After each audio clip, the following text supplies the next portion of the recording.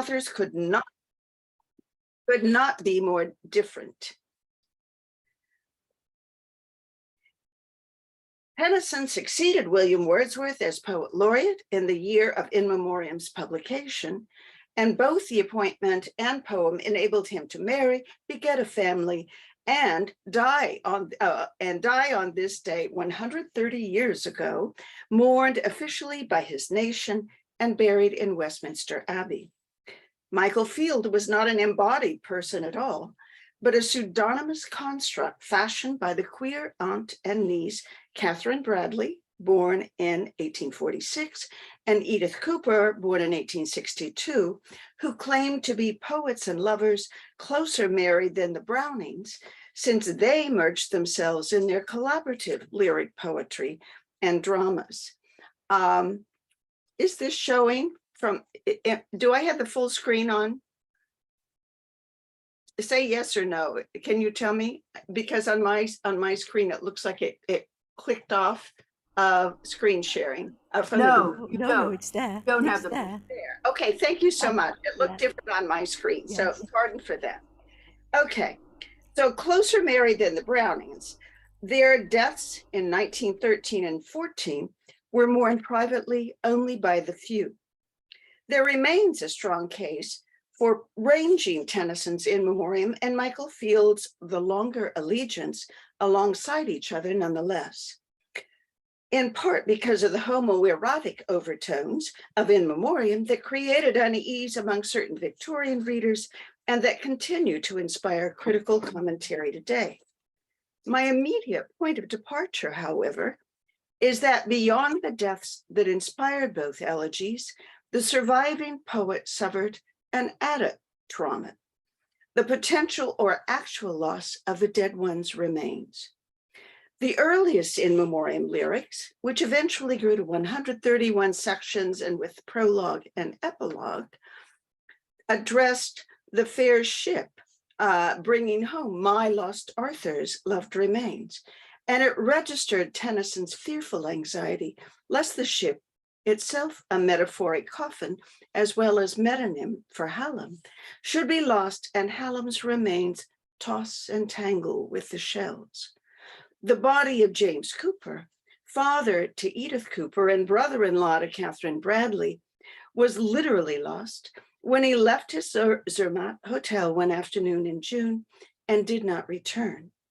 The body was eventually discovered, but only after a fraught, haunting interval of 4 months, during which the poetic mourners began their elegy, a sequence of 24 Petrarchan, Shakespearean, and hybrid sonnets, followed by a lyric entitled The Halcyon. Bradley and Cooper helped search, unsuccessfully, for Cooper's remains in July 1897 and returned to England. The torrent, first in the sequence, initially titled The Viewless Fields and dated September 1897 in manuscript, addressed the waters into which it was feared Cooper had fallen from a height and been washed from there to the Rhone, literally tossing and tangling with the river's debris. The anxiety or certitude of never recovering the remains of a loved one further traumatizes mourning, a phenomenon familiar to experts on the psychology of grief, and a lesson brought home by the 20th century Holocaust, and in our own century by 9/11 in the US, the mandated severance of mourners and the dead during the pandemic, and current mass graves in Ukraine at Bucha and elsewhere. This trauma has become all too familiar to us and gives new point to tracing counterparts in the two elegies I discussed today. Ultimately, Tennyson, Bradley, and Cooper did have the comfort of reclaiming the remains of their beloved dead, but that entailed a second challenge, negotiating their relation to their lost ones' remains and their graves materially, spiritually, and poetically. I first retraced Tennyson's recurring returns to Hallam's dead body in his elegy until he accepts even the horrific mutilation of decomposition, leaves the material body behind, and pivots from yearning for renewed embodied proximity to a spiritualized Hallam with whom a new form of union is possible. I then consider how Michael Field's elegiac sequence might suggest new perspectives on In Memoriam and the alternative path to transcending loved remains and the longer allegiance. I conclude with ways in which Tennyson's elegy illuminates features of Michael Field's and how reading the two elegies contrapuntally advances the study of both. So part one, citing the material dead body in Memoriam. Excuse me, I have a dog who needs to get up. He will sleep behind me peacefully. Though Fair Ship was one of the earliest written sections of In Memoriam, placing it ninth in the sequence, I suggest, effectively dramatizes the mourner's inability to acknowledge, even face, his beloved's dead body, a material fact too dire and overwhelming to confront in the immediate aftermath of death. Instead, the poet's gaze is turned elsewhere in the first 6 sections, first to Goethe and to himself as the man that loved and lost, second to a cemetery's yew tree, third, a phantasmal nature leagued with personified sorrow, fourth, to his own heart, fifth, to his poetry, and sixth, to thoughts that others' condolences awaken, until, in standing in section 7 before the dark house, a metaphor of the dead body no longer lit by an inward spark, he obliquely approaches the corpse. Section 8 introduces the elegy's first direct address of thou to Hallam, as the poet meditates on other places of former meetings, also now dark, and first mentions the tomb, though not what is found within. Only in section 9 does the poet finally encounter and admit the fact of the dead body, that material residue and dross of the once vibrant living friend, whom he references as my lost Arthur's loved remains, a phrase in which lost and loved might well exchange places. The surreal impossibility of death to the newly made mourner, the contending pressures of the dead one's vivid psychological presence versus immovable knowledge of the dead's forever stilled body, continue in the sections that immediately follow. The speaker might be naming a living being when he alludes to our pure love in section 9, and he can at most imagine my Arthur only as one who seems to sleep. In section 10, the once living man recedes into mere materiality when the poet looks to the ship's dark freight and awaits the contingent comfort of burial, if and only if the ship arrives safely. Thus prepared, in section 11, the poet approaches the body almost haptically to announce its vanished life spark and pulse, dead calm in that noble breast which heaves but with the heaving deep. Longing for embodied reunion cannot be extinguished so soon. If not quite a reunion, the speaker imaginatively shares conditions with Hallam in section 12, when he leaves this mortal ark behind, another oblique glance at the ship and its dark freight, and a weight of nerves without a mind, returning from imagined proximity to the ship, not to myself, but to the body. Though section 13 includes the off-sided comparison of the poet to a widower reaching for the dead wife's body in bed, other terms are equally significant as he thinks back to former times when heart on heart reposed, or to their mutual touch of warm hands, and calls Hallam the comrade of my choice, the sole use of this word for Hallam in the elegy.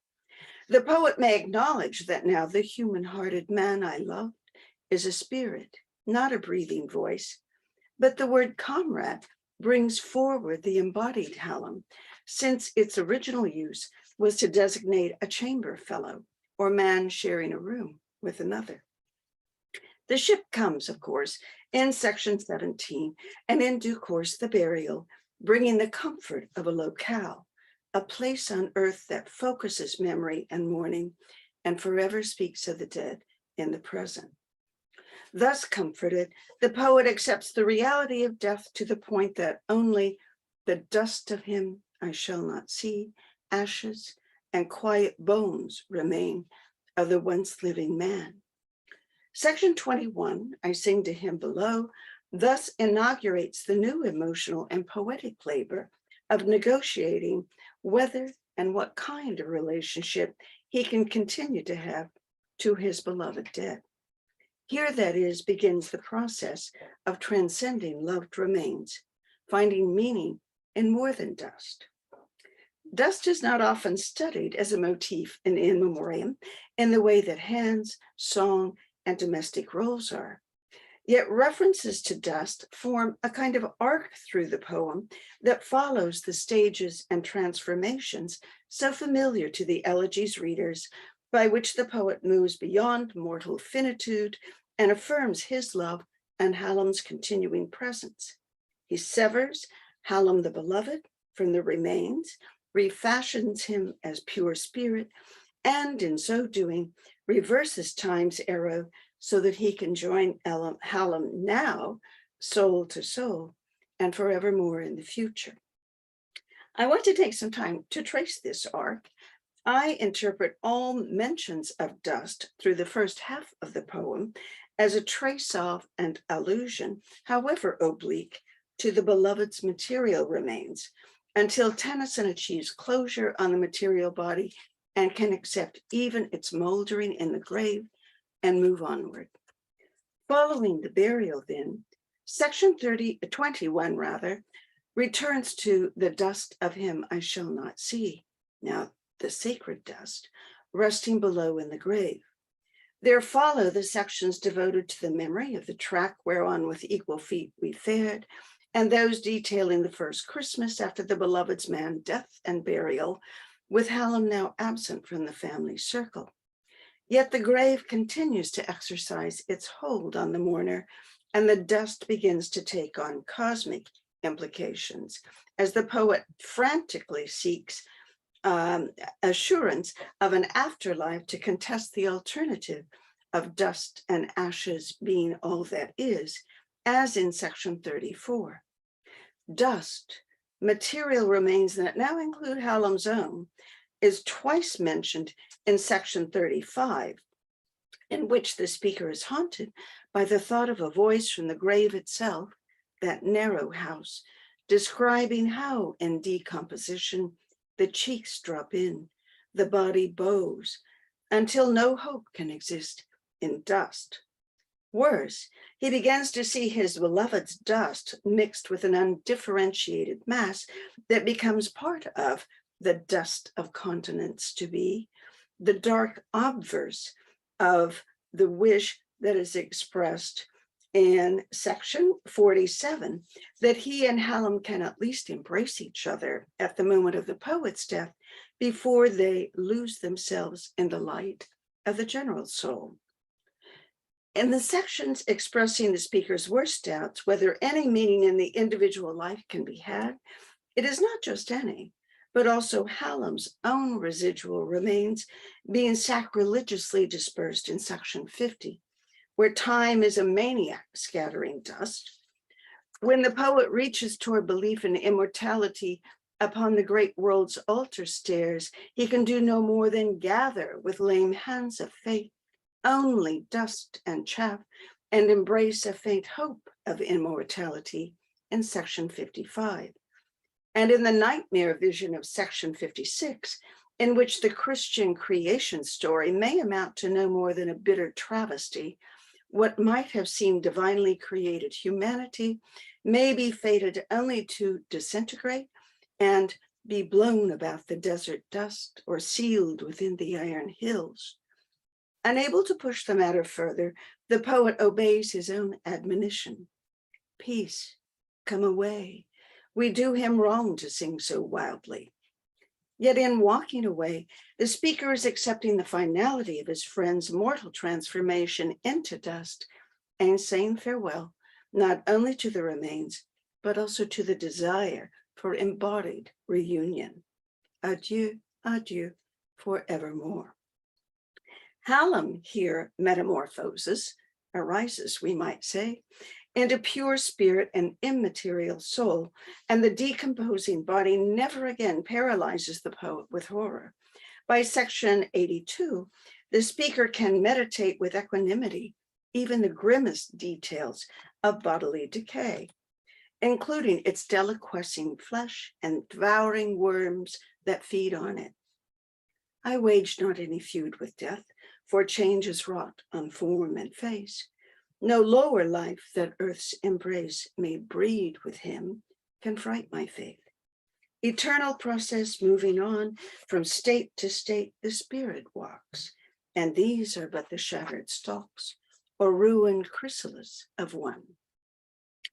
The Elegies motif of dust likewise metamorphoses, always now separate from the beloved Hallam. When Hallam appears as he was in life, in a happy dream of the poet, they talk together of transformations external to themselves, the dust of change, the days, not bodies, that grow to something strange.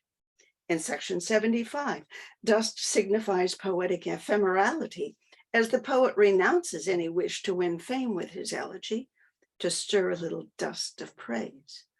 From section 80, where the poet considers the effect had he been the first to die, with the dust dropped on his own tearless eyes at burial, the elegy shifts to the first of a series of scenes set in Somersby that lead to the climax of section 95. In section 89, Hallam now sheds dust as the poet recalls how, among the wych elms, my Arthur found your shadows fair, and shook to all the liberal air the dust and deam and steam of town. I think I did say deam, dust and din and steam of town. In section 105, after the speaker's mystic momentary union with Hallam in 95 and the family's removal from Somersby, the poet's eye falls not on Hallam's, but on our father's dust that is left alone. This is a marker of permanent severance, and given the absence of any strong emotion the thought inspires, of completed mourning, as Freud defined it in Mourning and Melancholia. I quote Freud, when the work of mourning is completed, the ego becomes free and uninhibited again. In section 116, in contrast, dust signifies rebirth, life reorient out of dust. And unlike the father, who remains silent under other snows in 105, Hallam's voice can still speak to me of me and mine, as time's arrow points forward to some strong bond which is to be. In the Elegies final section, then, dust applies only to surviving mortals, not the dead Hallam, as the poet invokes the living will that shalt endure, so that we may lift from out of dust a voice as unto him that hears. Notably, in this last section, dust now rhymes with trust. Section 2, cycles of burial and companionable mourning in the longer Elegies. Michael Field's elegy moves from the absent remains of the beloved dead to reclamation and then transcendence by very different means. Part of this difference arises from the differing contexts of death these two works elegize. The longer Elegies, for example, explicitly represents what Tennyson omits in In Memoriam, the moment when the living learn of the loved one's death. This scene occurs in The Torrent, and I'm showing you just one excerpt from the diary where you see the early draft dated in September of The Torrent, a Shakespearean sonnet and the earliest written. This opening sonnet begins abruptly, posing two unanswerable questions addressed first to the dead, then to a savage, roaring, hungry, glacial alpine river. And here thy footsteps stopped. This writhing swell, this surging, mad, voluminous white stream, burst starving from the hills, knows what befell that instant in the clear midsummer beam. In what we might call a split screen effect, the sonnet pivots just as abruptly to the speaker tending an iris bed in England when came the word, thou wert dead. The poet's ellipsis at the end of line 7 is itself expressive of the incomplete and unknowable, posing one more question of how to mourn with no certitude about how the loved one died. Is it on these round eddies I must spend my passionate conjecture? The poet cannot yet offer a lament at present, but only listen to the torrent from its orchestral shores where all sounds mingle. The shores locate the mourner's body, but just as the dead's remains have no certain place in the mourner's mind, so at the sonnet's close, the body has no material resting place, but is even now being moved onward in the rushing alpine torrent to the Rhone. Possession, immediately following, is ironically titled, since possession of the body is precisely what the mourner lacks, as announced in the opening line. Thou hast no grave. Paradoxically, in disappearing into the landscape, the beloved dead now possesses it. Thy hold is on the land forever. Here, the trauma of lost remains generates yet another unanswerable question. What is it that bereaves, that has bereft us of thee? And the reiterated announcement, thou art gone, the Elegies' third sonnet, Falling Leaves, metonymically represents one potential scene of death, a catastrophic fall from the upper reaches of an Alp, here displaced onto iterated references to falling leaves and falls rather than direct narration. The dead body then lands, so to speak, in the Petrarchan sonnet entitled The Forest, which is closely based on the report from discoverers of James Cooper's body some distance from the Riffel Alp, where the search was concentrated. The poet thrice repeats the haunting key detail, which by the sonnet's close is both appalling and comforting. In line 1, he lay asleep, and a long season wore. In line 5 again, he lay asleep. And in the concluding 3 lines, in the cold of a wide-spreading dusk, so woodmen say, as one asleep on his right arm he lay. With the body reclaimed, this elegy's burial can take place, though it is one from which, as in In Memoriam, the poet is absent.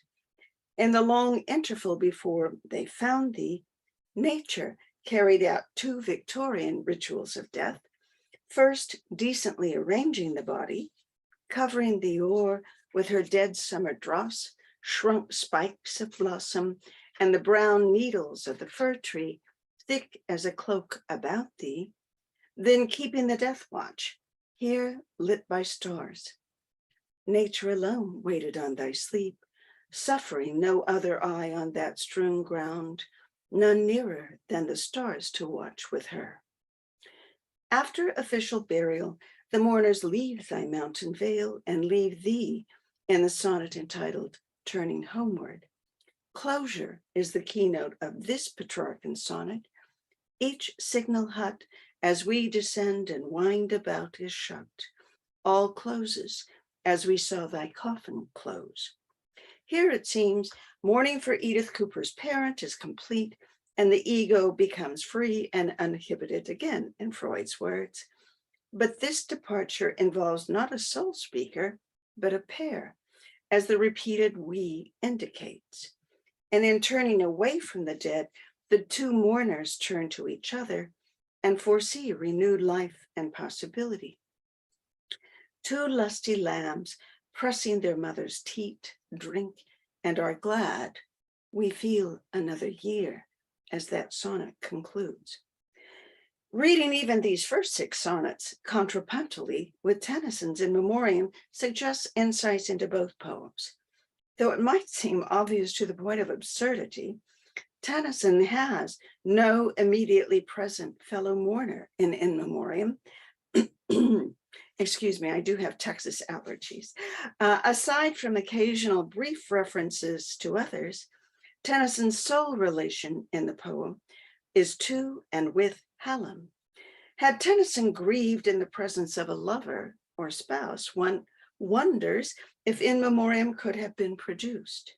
In this respect, Tennyson's deeply felt elegy is utterly dependent on the poet's remaining unespoused, except spiritually, with his dead beloved. Tennyson's work also underscores Michael Field's formal choice for their elegy.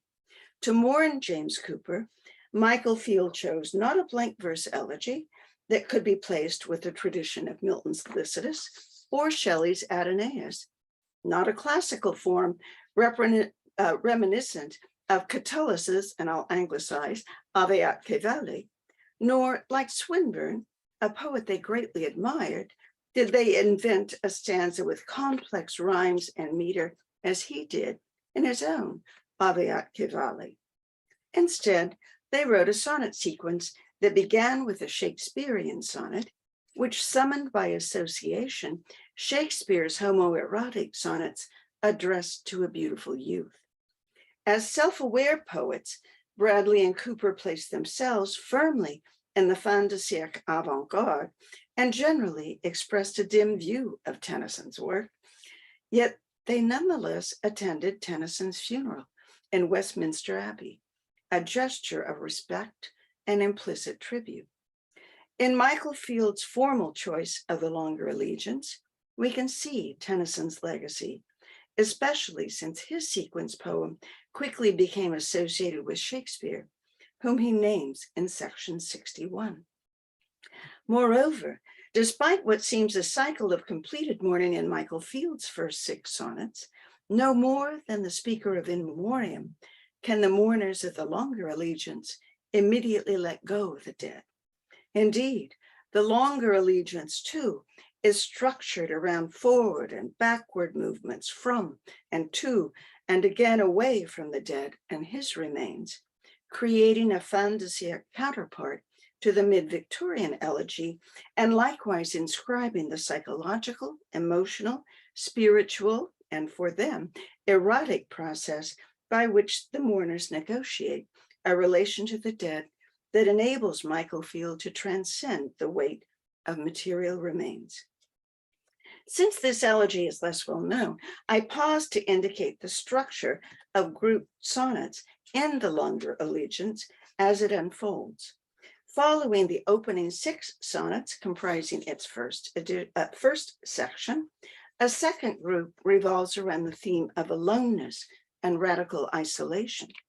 Eros, the first deity introduced into the elegy, references the impelling Greek life force coursing through all creation. Yet, as an originary source, thou hast no mate, thou art alone forever, giving all. Driven by a desire for knowledge and discover, the dead one made his way alone on the terrain in the way he took. The last 3 sonnets of this group represent the speaker's anguished aloneness and renewed desire to connect with the dead, as in the Shakespearean sonnet Invocation, with its distinct echoes of the poet's plea for momentary union with Hallam in section 93 of In Memoriam, and I'll read the whole for that reason. Ah me, but what a trysting place is here upon the trail of thy mortality. Still am I found beside thy forest bier. O lingering ghost, still keep thy tryst with me. Thou art, I know, long since a soul in bliss. There should I look for thee, yet stay a while. I would remember me how thou didst kiss and part upon the pressure of thy smile. I love, not the shadowy paradise, I love the very ground where thou hast lain, this herbage that took record of thine eyes, and where they faded, there would I remain. Love, leave thine azure heaven, The woods are brown, wizard, tempestuous, sheltering, full of night. Come down.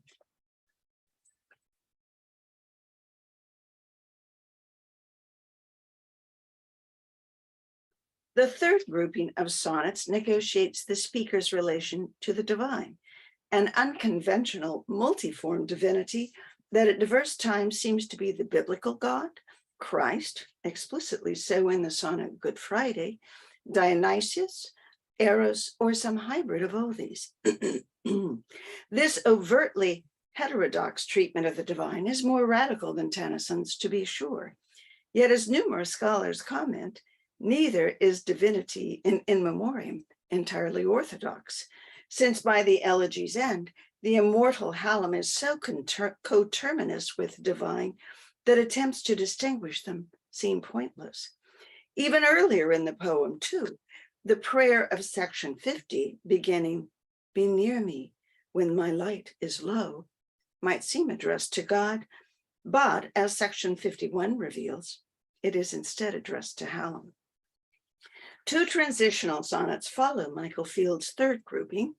April looks forward to new life with spring's renewal, yet simultaneously extends a yearning backward glance to the lost beloved. I invoke and fall on the profoundness of the dead. Into God, the human mourner paradoxically extends consolation to God instead of seeking it, and offering to assume the infinite vision of God and so relieve God of the sorrow of looking at the world he made become so marred. Oh, to redeem thy vision from its sorrow, give thee space. But in the final grouping of 7 sonnets from the Mountain Pool through Low Sunday, Michael Field radically departs from Tennyson's mode of transcending loved remains. Rather than sundering moldering bones from spirit and positing immortality in the surviving soul, the longer Allegiance insists on the materiality of human remains that disintegrate into the earth. Moldering Leaves, a companion sonnet to the Elegies' third, Falling Leaves, asserts that the rotting leaves are not like, but are our fading dead. Both the dead human and leaves that fall to the ground decay and slowly metamorphose into soil. The sonnet echoes Shelley's Alastor in calling the dead beloved our lonesome one, forest led, who lay down to die the forest overhead. But rather than seeing in this act a visionary quest, the sonnet invokes iterated death and rot, since even the moldered leaves of every year repeat the form of that slow funeral rite, as described in Burial, the 5th sonnet. Parting, the sequence's penultimate sonnet, announces that even memory must give up its dead. Where he has walked, we must not walk again. By giving up the dead and averting their eyes from memory's course, they can fashion an aestheticized sweet sculpture of our memory, a new aesthetic form instead. And in the sequence's final sonnet, Low Sunday, a title that alludes to the Sunday after Easter, when the resurrection is over and done with, the universal disintegration of all once living things means that the very soil of earth over which the living walk and build shelter keeps the dead forever nearby, not in a spiritual, but a material sense. Earth's low bed hath never been of flesh untenanted. Married to their breath, men have the dead, and so the dead materially abide.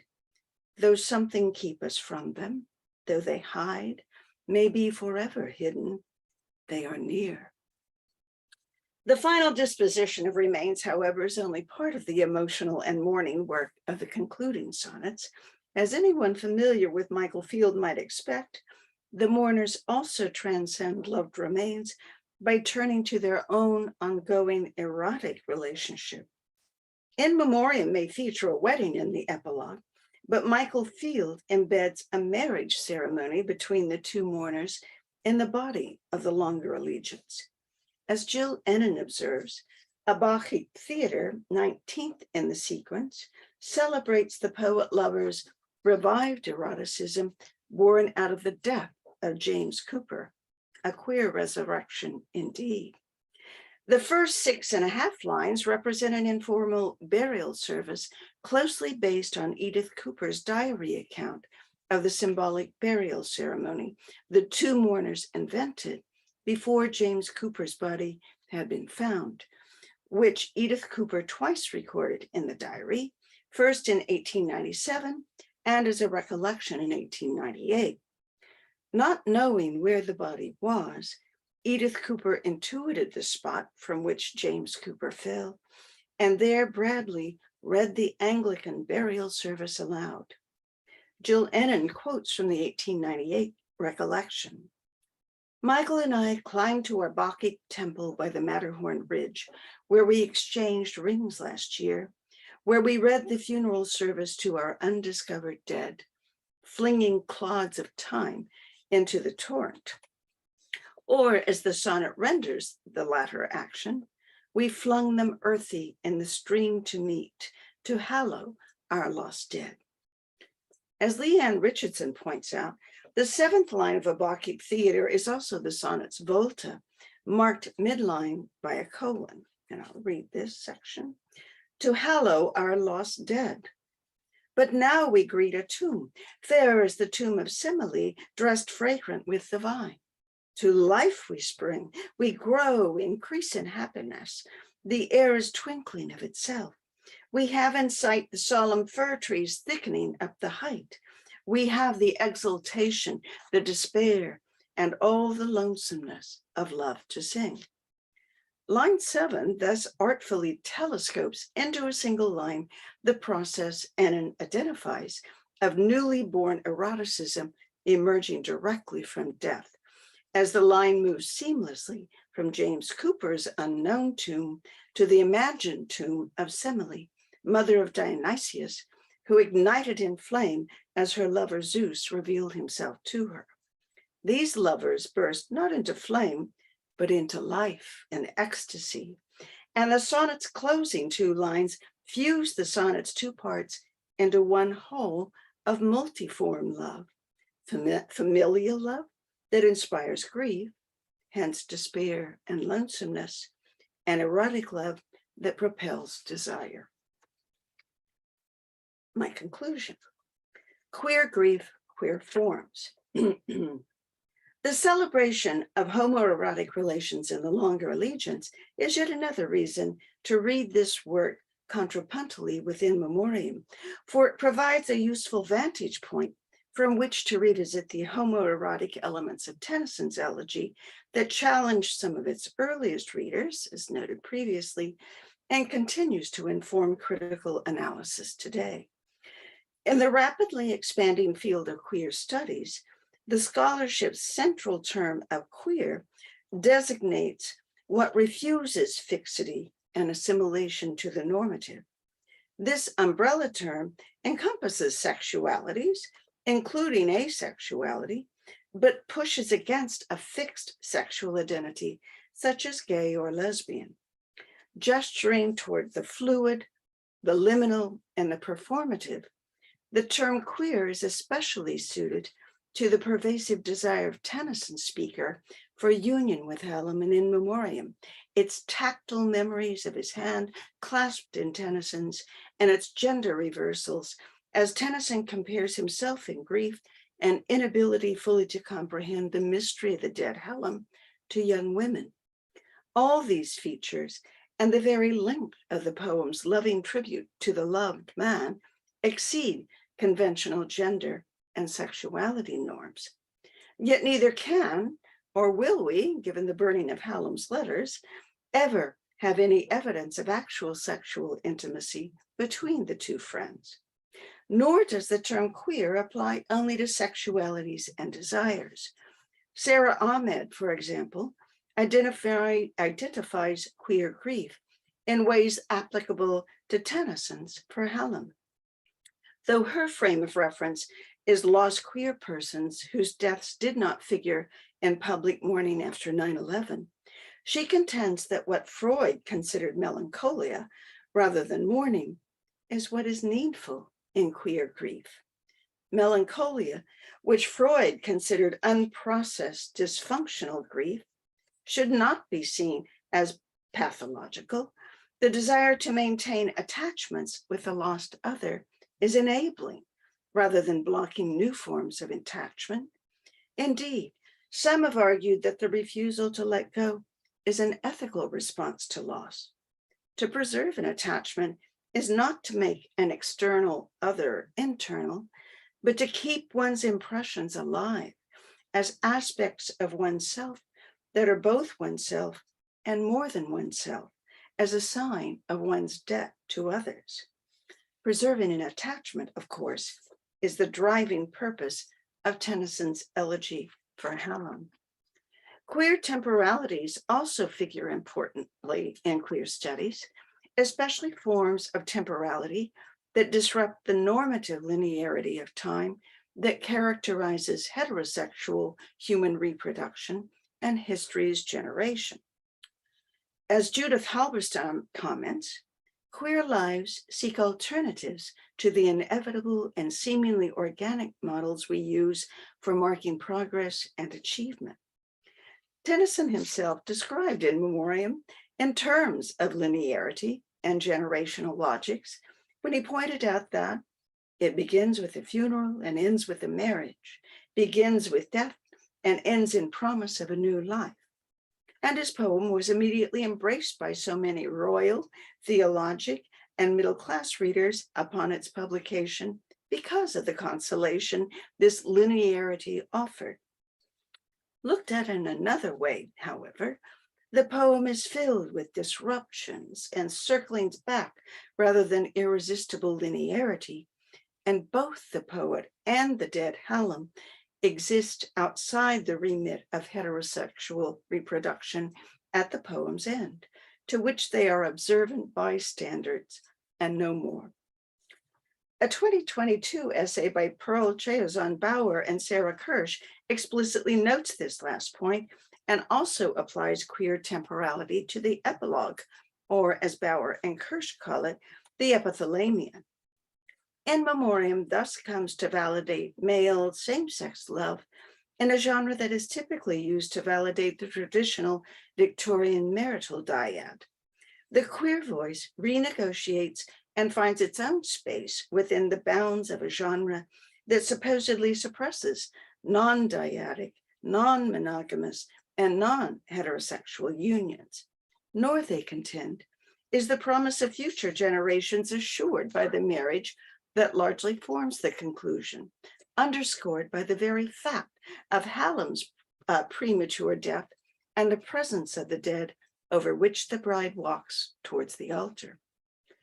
I want to suggest that queer temporality can also fruitfully be applied to the Elegies' fundamental form, the In Memoriam stanza of iambic tetrameter rhyming ABBA, which Tennyson considered his distinctive invention before finding that Ben Jonson and Philip Sidney had occasionally adopted it as well.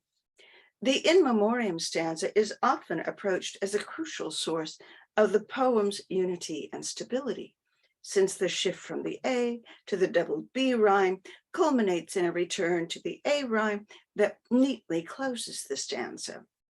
Sarah Gates, however, also notes the stanza's link to disrupted pattern and backward movement, one of vacillation, A to B, and back to A, and of gesturing backward, A back to A.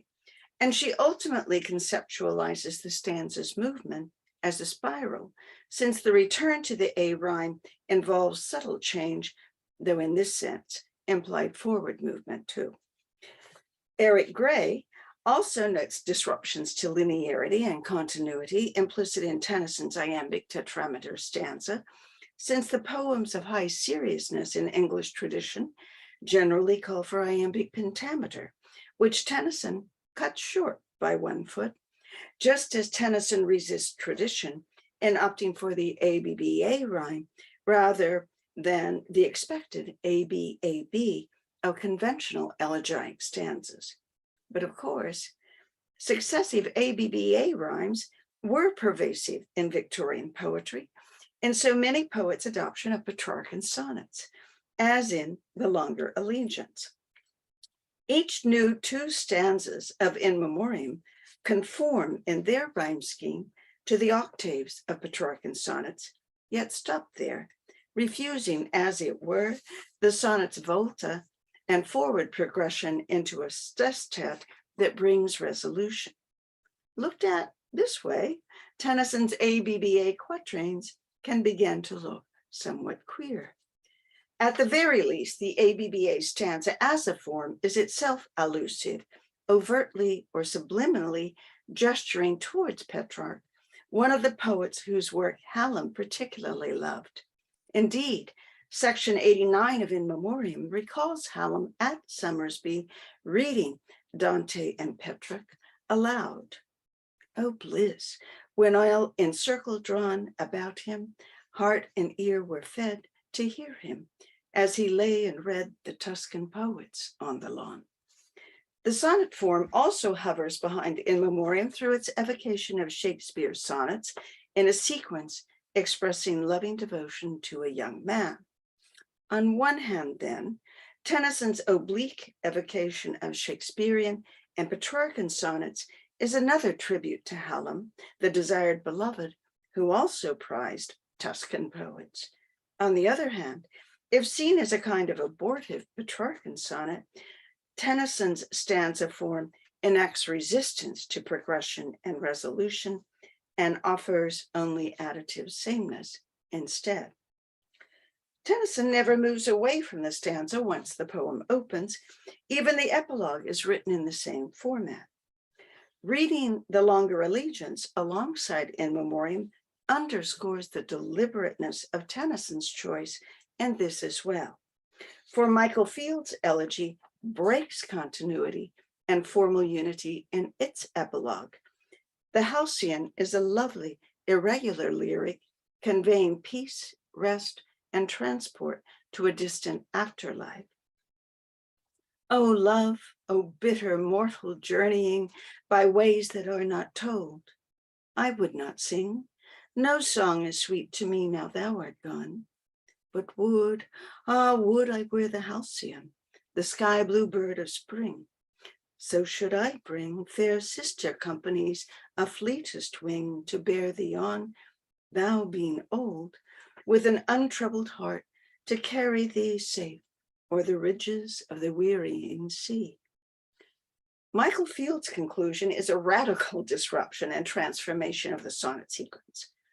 In contrast, Tennyson's In Memoriam welcomes transformation for himself in spiritual, emotional, and psychological terms, and enacts Hallam's own metamorphosis from material body to spiritual companion for eternity. But he adopts no transformation of his stanza form. He ends as he begins, clinging to a stanza that moves forward and back and that formally evokes elements of Petrarch and the sonnet form. If the content of his epilogue is unquestionably linear as he looks to a distant future, he clings to the stanza with which he began, just as he holds on to the idea of perpetual relation with Hallam. I began by suggesting at the outset that reading Tennyson's and Michael Field's elegies contrapuntally can illuminate both works. Long familiar elements of In Memoriam are freshened, I suggest, by seeing them in relation to the longer Elegies, while positioning the longer Elegies in relation to In Memoriam widens the fin de siècle elegies perches on 19th century poetry as well as modernity, and can direct increased attention to this understudied sequence poem. And finally, reading the two elegies alongside each other can better help us understand alternative processes by which mourners long for, reclaim, and transcend loved remains. Thank you.